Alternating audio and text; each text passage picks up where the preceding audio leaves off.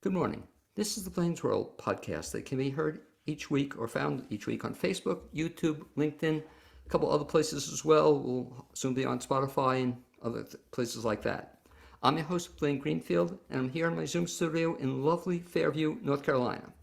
Each week we focus on the positive news and information about people and organizations in both Western North Carolina and throughout the country. And to that end, it's my pleasure to introduce two friends of mine, one a longtime friend, and that's Steve Samuels, and the other is John Crutchfield. And Steve already beat me to it by asking to wave to all you fans who are watching this show. But Steve, I should mention, I think this is maybe the record, Steve. This is about is it 43rd or 44th show you've been on one of my shows? Or Don't 45? count them, but yes, Okay. we are definitely in the multiple dozens. Okay, you and Rodney Smith are up there in a bunch of people. We're duking it out Okay, I've had the for pleasure your of doing. attention. I just interviewed Rodney, by the way, on his show, Three Musketeers. Very Yeah, exciting. Have you seen that yeah, yet? yeah. Three Musketeers? Okay, I'm looking forward to seeing that. But anyway, I should mention that Steve Samuels, producer, director, has a bad habit of this. A bad habit of co-founding theater companies, managed and occasionally acted with New York's ridiculous theatrical company, was senior editor of TCG Books and American Theater Magazine, and served as artistic associate at Arena Stage in Washington. He's founding artistic director of Asheville's Magnetic Theater, where he oversaw 53 world premieres in the course of 8 years, directing more than 2 dozen himself and writing, among others. He also has been an actor in many plays in the area. I've had the pleasure of seeing him in them. And he's returning now for his 8th John Crutchfield play that he's had the privilege of directing. That's some tie-in to the two of you, and we'll ask about that. John Crutchfield, a playwright and performer, has worked for more than 20 years in professional theater in the U.S. and Germany. His plays include the songs of Robert Ruth, Labyrinth, Solstice, 12 Treasures, Memory, Landscape with Missing Person. I love the titles, John. The Strange and Tragical Adventures of Pinocchio, Ivory, Come, Think Night, The Jacob Higginbottom Show, Malverse I love, TRNZ I love, My Crazy Love, as well as numerous shorter works. With Steve Samuels, with whom he's collaborated for more than a decade, he co-founded the Sublime Theater and Press in 2018. At present, he also teaches German at UNCA and works freelance as a translator. And so the first question I'll throw out to you, John, and maybe I asked you before, but since the first podcast we're doing together, as a kid, did you grow up in Germany as a kid, or where'd you grow up?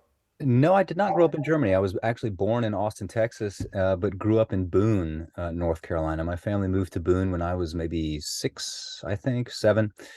But my father was in the army in the 50s and was stationed in Germany. And so I heard a lot of his stories about that time in his life when I was growing up. And I definitely think that those stories kind of planted or sent roots down into my imagination from an early age. And so when I had the chance, as soon as I had the chance, I started studying German. That was when I was in college. And yeah, I've lived there off and on for various periods during my life. So it really is a deeply embedded part of my life. But no, I'm not German. I wasn't born there. I am, however, married to a German, and both of our children were born there. When you were a kid growing up in Boone, did you always know you wanted to be either one of two things, a theatrical guy and or a teacher? No and no. I had no idea what I wanted to do.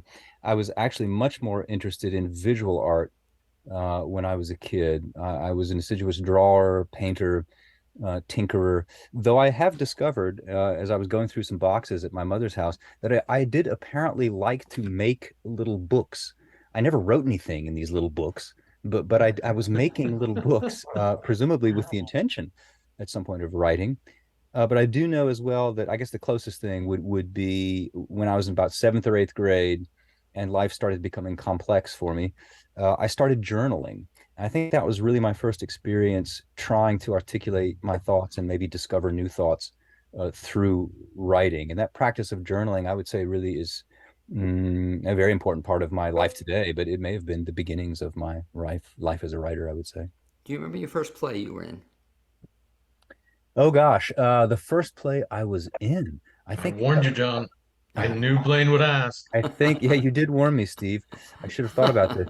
Well, I have two answers to that. The first play I was actually in, I was in the seventh grade, but I was a musician in the orchestra in a little school play.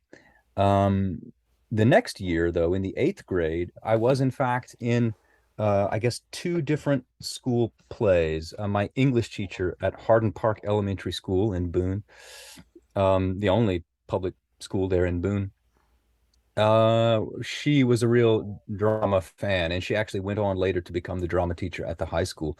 But so she always had us, the eighth grade class did a play. And I can't even remember what role I had in one of the plays, but in the other plays, I played Atticus Finch, I think, or no, I played Jim. I played Jim in To Kill a Mockingbird. Atticus Finch was my friend Right. Keith. No, I played Jim.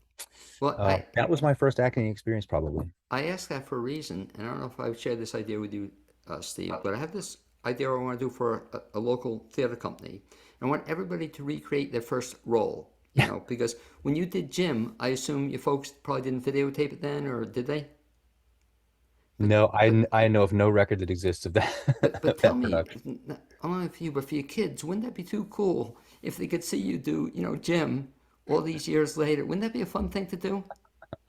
Yeah. My kids would get a hoot out of that. Yeah, Right. So you keep that in the back of mind. But everybody, local folks, would do their very first thing they ever did in yeah, theater, right.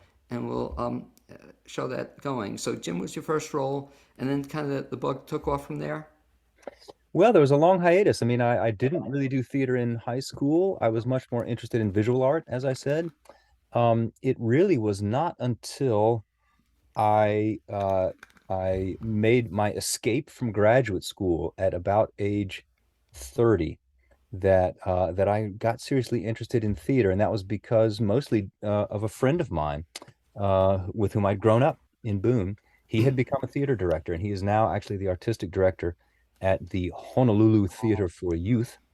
So he's made a career out of directing. But he persuaded me at some point to give him free reign with a small collection of my poems that I had written in graduate school as part of my Master of Fine Arts degree in poetry.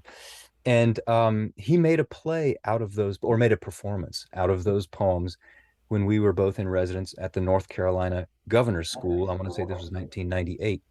And those poems, by the way, the title of them in my MFA thesis is The Songs of Robert.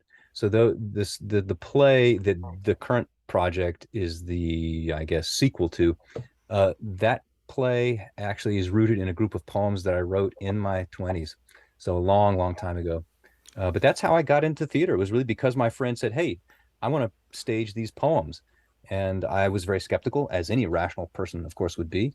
But then I saw what happened to those poems in the hands of a gifted director and these talented young students. And it was a revelation to me to see what could happen when these words became embodied and choreographed in such a way as to be experienceable by an audience. And so I was sitting in the audience, and feeling people feel the words in a way I had never experienced before. And so that really opened my eyes to what could be possible in theater.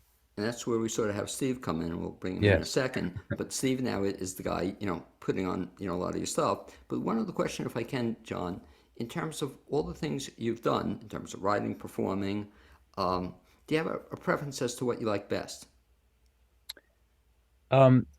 That's a tough question. I would say that as far as directing, my affections do not that way tend. I like directing, but I don't have the experience to really be good at it yet. I've tried my hand at it, and I enjoy, and I always learn a tremendous amount from directing. But I have to be realistic in terms of my skills at this point. So, so I've directed my own work on occasion, which of course has its dangers as well.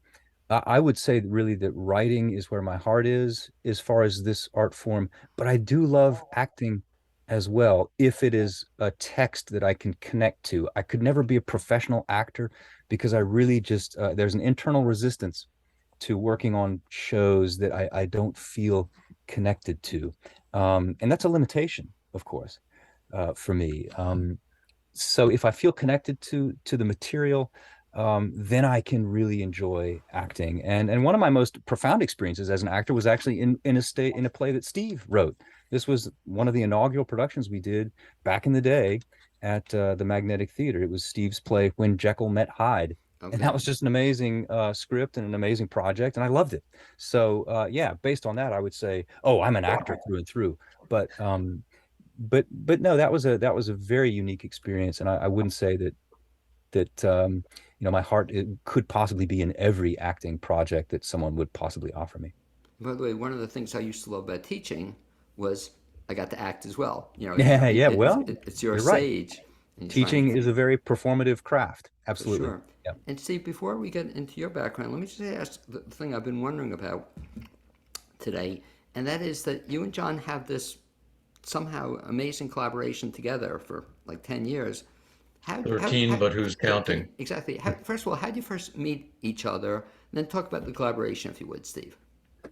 Well, we actually met 2008 because of the Songs of Robert, which John was performing at NC Stage as a solo show for the first time, if I'm the first solo outing of Robert. Robert originally, as John was describing, was a performed with many, and at a certain point it became a two performer show, and then it was a solo show, and I saw that, and it impressed, intrigued, and we went out for drinks afterwards and started talking, and John had already planned to take that show to the New York International Fringe Festival in 2009, and we decided to work together on a new version of it. I went back through all of the versions, including his MFA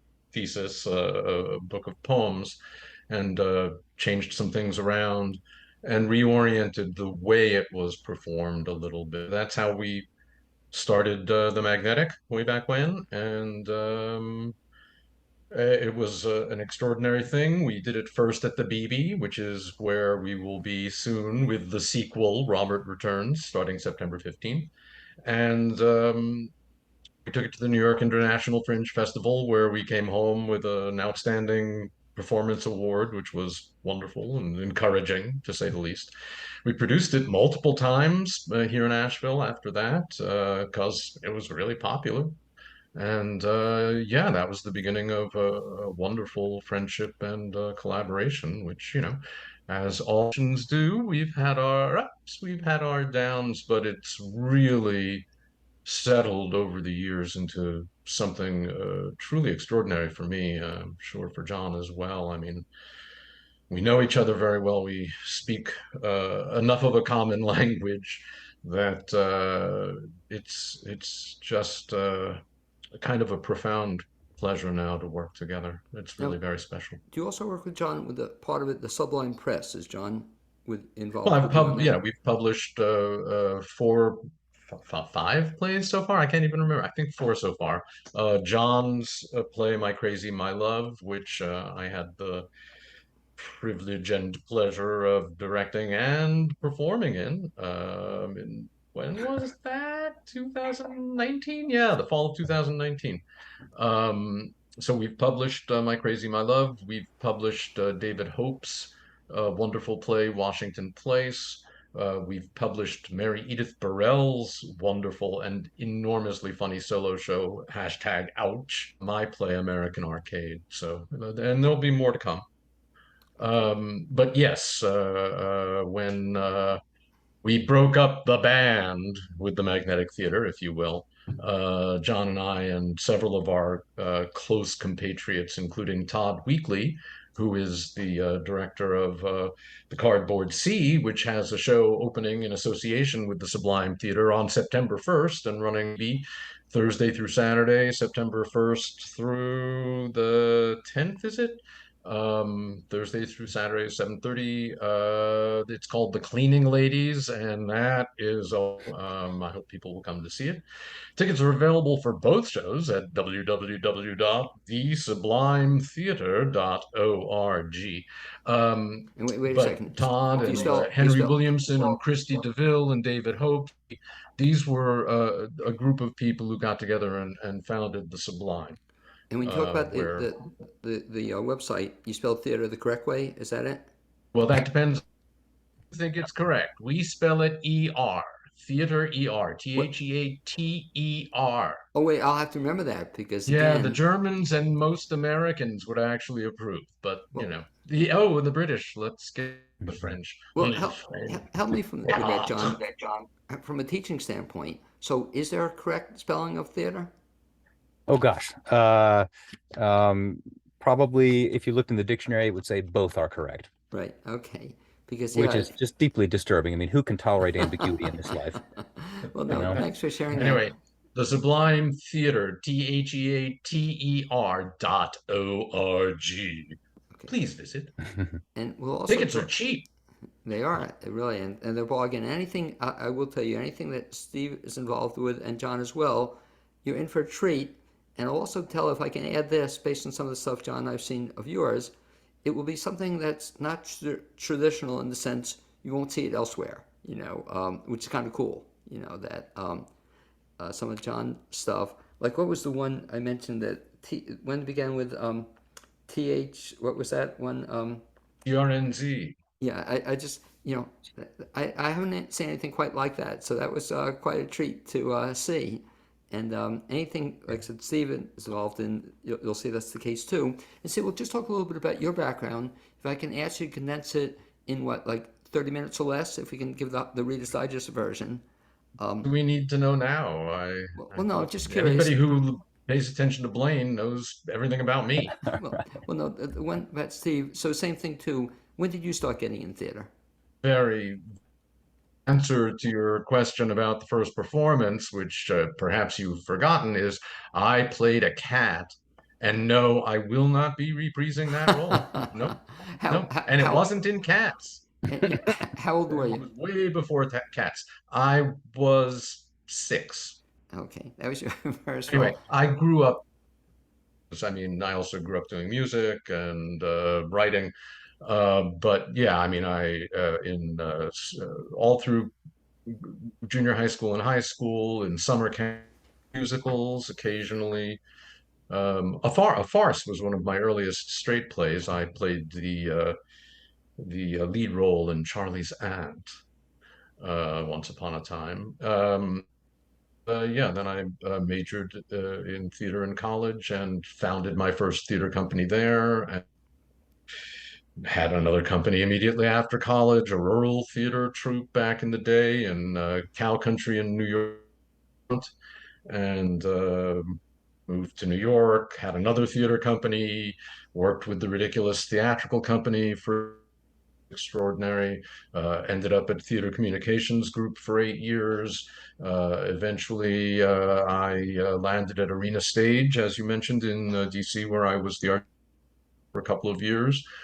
Then I had a long layoff. Was kind of done. Thought I was finished. A bit later, moved to Ash 2006, and very much against my will, was sort of dragged to a couple of performances, and then attend a reading of a new play. And God damn it, before I knew it, I was sucked in because I found just amazingly gifted, passionate, dedicated people. Whom, I mean, I've had an extraordinary career in a theater communications group is the National Organization for America's Not-for-Profit Theaters. So when I was working in New York at the Ridiculous Theatrical Company in the heart of Greenwich Village, I the burning hot center of American theater right there in New York City. It was extraordinary. And then sort of positioned at, in a high level overview of the entire national, traveling sometimes and seeing all kinds of people in all kinds of contexts. Steve, I I've don't, had amazingly broad exposure to theater, and I was dumbfounded what was going on here with all these people. And for some reason, some of them wrote, and there were a bunch of them who wanted to put on new plays. And before I knew it, we had a company. Steve, out of all the stuff you've done, again, I'm familiar with some of it, the writing, performing, publishing, directing, all this kind of stuff. Do you have a favorite thing that you do? Nope. No? You like it all? Yeah, I really do. And I don't know that. liking is the measure of what matters. Um, I'm not saying I'm any good at it. Don't misunderstand what I'm saying. But direct and acting come pretty easily to me, naturally, and they're enormously pleasurable. Writing, funny enough, is a much, much, much harder gig. Um, it's mostly solitary work, and I have high standards that I usually don't meet. So um, I won't say I don't take pleasure in it. I do, but it's not easy. And maybe there may be some reason that I think, therefore, that's the thing that I do. But there are two things. There's large where I've been extraordinarily lucky to be able to many, many other creative people get their work done. Serving as a dramaturg, serving as a director, what have occasionally acting in their work. I've just I other people get their work done, and it's hard not to really uh, appreciate. Writers tend not to like anybody else's writing. I mean, it's such a thing to do in the first place, and you have to gin up your ego in such a way to believe that something you're writing could ever matter to anybody. That part of what many, many writers do is they downgrade every other writer in order to begin to any value. So they tend to think, I am the greatest. There is no other poet or playwright. You know, I'm lucky enough not to feel that way. If I can get some writing done, that is great. And I hope that, some of it outlasts.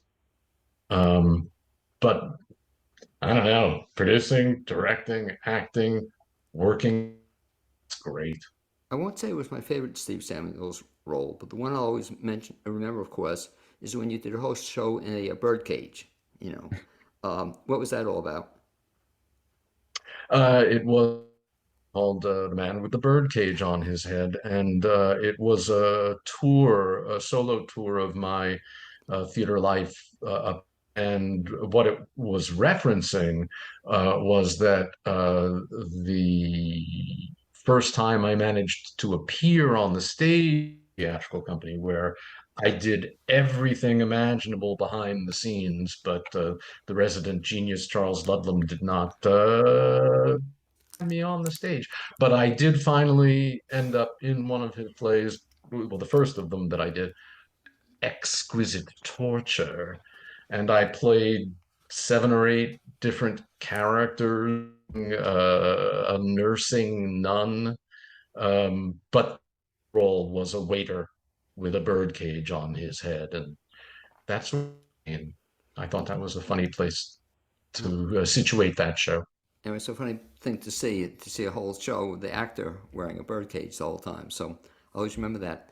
John, let's kind of fast forward then to the show coming up. Steve had alluded to before. You have a show opening, and again, we'll get dates on it. Show involving you as one. It's one to October 1st. October 1st to the, was it? September 15th. Okay. And John, I'll let you talk about it since it's a one-man show. Is that correct? You're the only guy on stage? That's right. As was the Songs of Robert, lo, these many years ago. And this is in many ways a sequel to that original show that really, in some ways, was kind of the inaugural moment for this collaboration between Steve and myself. So the Songs of Robert. Pardon me? I just want people to know that you do not have to have any previous knowledge or of the Songs of Robert in order to get a real kick out of Robert. Even for all the backstory built in. Even for the people who saw the original show, I don't expect anyone to remember a darn thing about it. That was a long time ago. So this new play, we call it a sequel, I think more for our purposes than for anything else. And there are some characters that reappear, but the basic concept is that the lead character, the main character of the Songs of Robert, he was a teenager, a high school kid, kind of a romantic high school kid. And the play is about his discovery of himself as an artist and his leaving his hometown. That's kind of where the play ends. He's going out into the world, right? And that's it. And I had at that point I never imagined that there would be more to his story. It was just capturing this moment, I think, in a young person's initiation, shall we say. And but then, of course, Steve and I did, a dozen other shows together. I can't even count them. So I feel like a whole life has passed. And of course, that play, The Songs of Robert, was written by a younger man. I was in my 20s when I wrote those poems, right? Now I'm over 50. So anyway, Steve and I were kind of trying to see the light at the end of the tunnel with this pandemic. We had been on hiatus. We had to cancel a show that we were in rehearsal for that I was deeply committed to, written by our dear friend Julian Voris. Steve was in the play. I had cast him. I was directing. We had to cancel. We had to pull the plug on it because of the pandemic. This was April. We were going up, Yeah. or 2 weeks before we were Yeah. going to be in performance. We had been rehearsing for several weeks. The show was starting to come together. Everyone was excited, and then boom, sorry, shut down. So we were discouraged, as many people I'm sure were, for a variety of reasons during that time. And this whole pandemic did not feel like an artistic retreat for me. I mean, I felt creatively rather inert. And I felt like most of my efforts were committed to just being with my family, helping my daughter with her online school and working in the garden, trying to, start a little homestead here at my house. So I was really disconnected from my art for most of that period. But then as things started loosening up, Steve and I started talking again about, how can we get the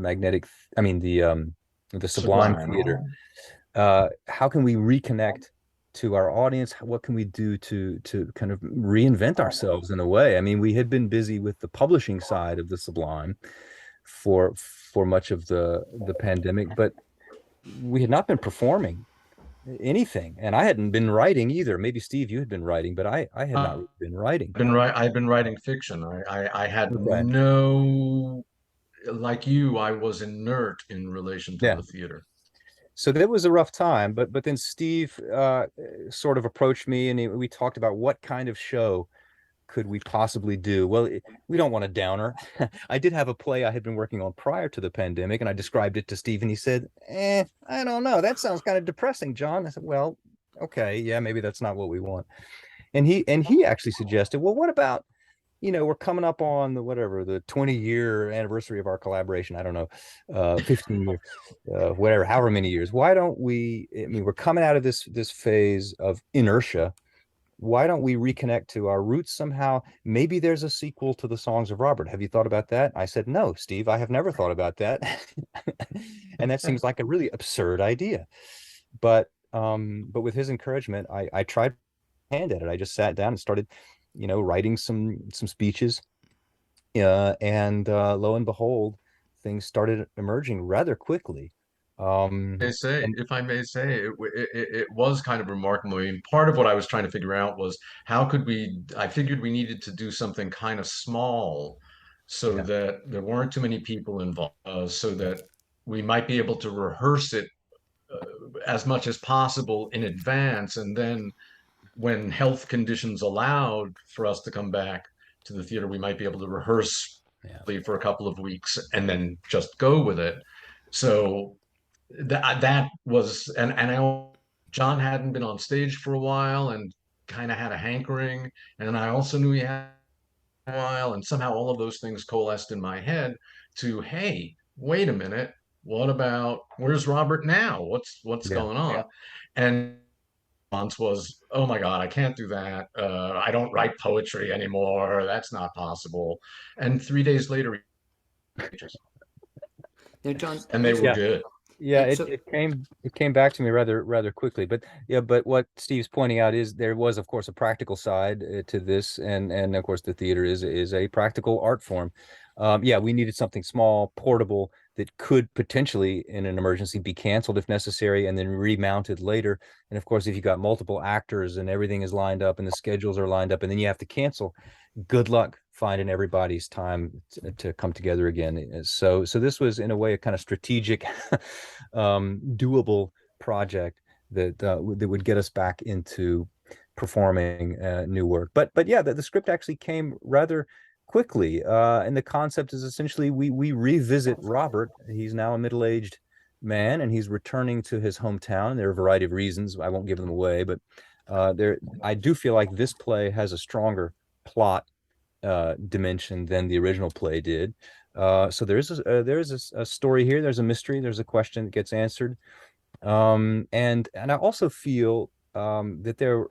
This is I won't go into detail here, but there are things about the original play that really couldn't be done these days. The world is different than it was in the late 90s, when I wrote it, and certainly in the early 2000s when we started performing it as a one-man show. It's a different world. We've had Donald Trump as president. We've had Black Lives Matter. We've had gender diversity becoming a major issue in our lives. I mean, all these things, have really made the world feel very different to me than it did when I was in my early 30s. So I think this return to the Songs of Robert material required a different approach and a different angle. So this new play, yes, it has some of the same characters, albeit 20 or 30 years later. But I would say the experience for the audience is going to be rather different on some level. It's still a one-man show, and there are only so many different varieties of things you can do with one actor. But in a certain ways, Steve has helped me approach this material using the things we learned from the original production, but also adding some new things. And one thing that's new, of course, is that I'm no longer playing traditional songs as I did in the original show. I had some traditional old time material and some blues material that I had maybe tweaked a bit and arranged, but those songs pretty much pre-existed the show. But this material they're my compositions. It's my songs, and of course, I don't have a whole lot of experience performing my own my own songs in front of an audience, so that has required a different approach too. But so you don't have to have seen the original show. If you have seen it and you do remember some things about it, that will make this experience all the richer. But it's not necessary. I think it's going to be a freestanding thing. Now, Totally is. how many songs are in this? I I don't can't have the remember list with exactly. me. I feel like it's about 8, Yeah, maybe. that might be right. And Yeah, so then, about eight. And he performs them. He has a banjo, is fretless, which is rather interesting. He has a gorgeous old bar that he plays, and there's a resonator guitar that also featured prominently in the original show. Uh, Uses as well. So there's a great variety, and he may not have a lot of his songs in front of people in general, but as we've been rehearsing, he's just been becoming a stronger and stronger performer of these songs, and I think they're gorgeous. And they're earworms too, which is a real test of. I mean, I just almost every morning with one or another of the songs from the show swirling in my head, and it's a different one at different times of day, and it's good stuff. John, you mentioned the original show. There was music, I recall. Had you written any songs for that?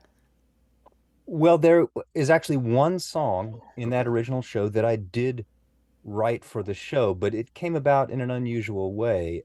It was originally a long monologue, kind of Robert's final monologue in that show.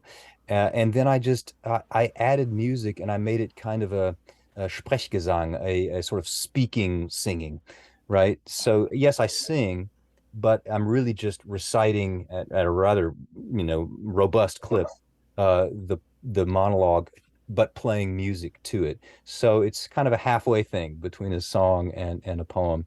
But the other songs in that original show really are traditional blues and or country blues and or old time, traditional Appalachian songs. And I played the banjo and I played this resonator guitar that Steve mentioned.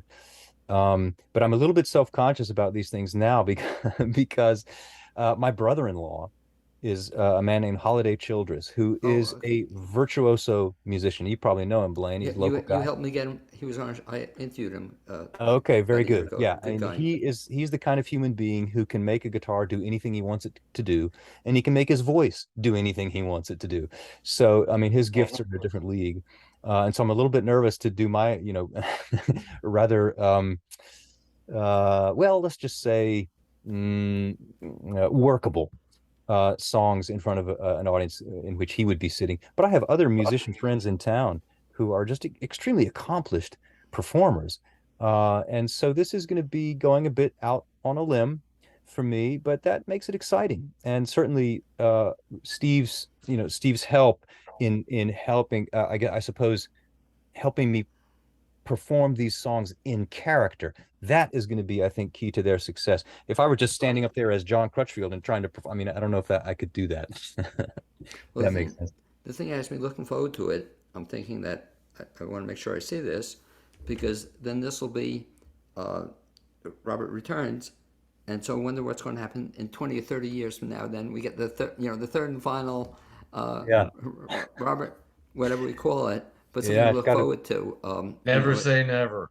Exactly. Is this something that'll happen? See, to recap a little bit, let's talk about it. If folks want to see then this show, if you would first of all repeat the dates on that, and we'll go back to the other show as Well, well. I've got two shows I'm touting at the Well, moment. let's do the first one. One Let's is just talk about let's the just cardboard seas let's just talk about John's show first. September 1st to Okay. 10th. You're not going to stop me, Blaine. September first to September 10th. And John's show, Robert Returns, is September 15th to October 1st. So that's all Thursdays through 7:30 p.m. at the BB Theater at 20 Commerce Street in downtown Asheville. And we strongly recommend getting tickets online, www.thesublimetheater.org. And since you already mentioned it, I have to then go back to it. So the show coming up, um, just a few days. What's that show all about? Well, you'd have to know the cardboard make any sense to you, but they're an extraordinary troupe, wonderful actors. Todd Weekly's a great director, and his long-term collaborator Jeff Donnelly does a spectacular job. And this show, The Cleaning Ladies, is modern fantasia involving Marie Antoinette and the Gorgon Medusa, who are kind of trapped in a hell working as cleaning ladies at a Days Inn somewhere in Florida, and they're trying to beat the devil and escape to a world of. That's all I know. I haven't seen it. I haven't Oh, read it, okay. but I have such faith in the cardboard sea. There, no. Speaking of a company whose work is nothing like you've seen before, you've seen a production by the Cardboard Sea. You haven't seen anything like this. That's the upcoming show. And then the dates for John's show are what again? September 1st, Thursdays through Saturdays, 7:30 p.m., the BB Theater, downtown Asheville, www.thesblimetheater.org. And as Steve said, I will encourage folks to get tickets early because BB Theater is not a real big theater. And we're not selling all of the seats uh, because some people don't seem to know this, but the pandemic, and the BB is a small theater, so we have only the limited number of seats available, and people are required to wear masks on, and we'll keep him at a little distance from the audience just for that reason. But people's health is at stake, and we just don't want to have anything to do with anybody getting sick. Hey, John, a final question if I can. So after the run of this show, do you have anything upcoming aside from finishing your semester of teaching? Any other creative projects in mind or you'll be working on afterward? Well, interestingly enough, the whole experience of getting back into writing on this project got me stimulated writing poems again. So I've actually been working on some poems I have a manuscript I've been shopping around. No luck so far. Getting it, taken at a press, or I guess the way frequently poetry manuscripts get published these days is through a contest. You win a contest at one of these small poetry publishers. So no luck so far, but that just means, I'll be experimenting, switching out poems, tinkering, revising, maybe writing some new ones. I've got some material in my notebooks I'm going to be working on. But frankly, Blaine, I mean, during the semester, I have very little time for much else. Also, I have two small kids who are in school, so I've learned to not raise my hopes too high for what I can accomplish during the semester. In fact, right now, we're 2 weeks in to the semester, actually starting now. We're in our third week, and we had originally hoped to do this show over the summer so that I wouldn't be in this situation. But for various reasons, that wasn't possible. So here I am, really, trying to rehearse and uh, do a semi-decent job as a teacher, and not be a terrible dad. And those things are rather demanding. So it's going to be a while before I have a new project, but also, it's the nature of our company that we tend to kind of take turns um, committing or claiming resources for a production. So I don't imagine it'll be my turn again for another year at least. I want to see what Steve has in his back pocket. I know he's been working on a play. I still would love to reconnect with Julian Voris. He's the author of the play that we had been working on before the pandemic. He's just an amazing writer and a wonderful person to work with. I would love to see if we could do something by him, maybe not the same show that we had been working on before. So it's possible that my own writerly contributions won't come down the pike until some time has passed. But there'll be other things the Sublime can do. I mean, if Steve has a show, we'd want to do that, and certainly if Julian has something, so we'll have to see. There are Okay. plenty of And, possibilities with David Hope's scripts, which I'm hoping we'll be able to get to. Always want to have Henry Williamson direct, but he has a new baby, so I don't know. That might be a little while for him. I don't know whether the How To crew is going to be returning. It's going to be up to them, of course. That's a troupe that does what we call sketch of sketch and skit, sketch comedy. Various how-to titles have been very successful and a lot of fun. Uh, don't know. Yeah, we're going to be gathering the truth once we get. Theater is actually having a pretty hard time because of the pandemic, and it's completely understandable. But nationwide and here in Asheville, ticket sales are off, and so it's tough. It's and no one's to blame. It's just an odd moment that we have to get through doing these two shows as an investment in the future. I don't even expect to break even on them, but you can hope. But we're going to get through these couple of productions and going to gather the troops and talking about what we really can do going forward. Who's got stuff and who's ready to go. well, anyway, I'd like to do two things. First of all, I'd like to thank both of you guys for joining me on this Blaine's World Thank you, Brian. podcast. I'd also like to thank my producer, Cappy Tassetti, for helping out. And lastly, just to remind the both of you, when you have that next project off the ground, Steve, which you always do, and John, when you have the poetry ready, I'd love to do a show on that as well when you finish that. So anyway, guys, thanks a lot, and I'll look forward to seeing you. And now I have a Thursday, Friday, Saturday. I have 3 weeks to see it. That's the plan, to at least get there for one of the shows. So looking forward to it, guys. Thanks. Thanks so much, Blaine. It's a pleasure.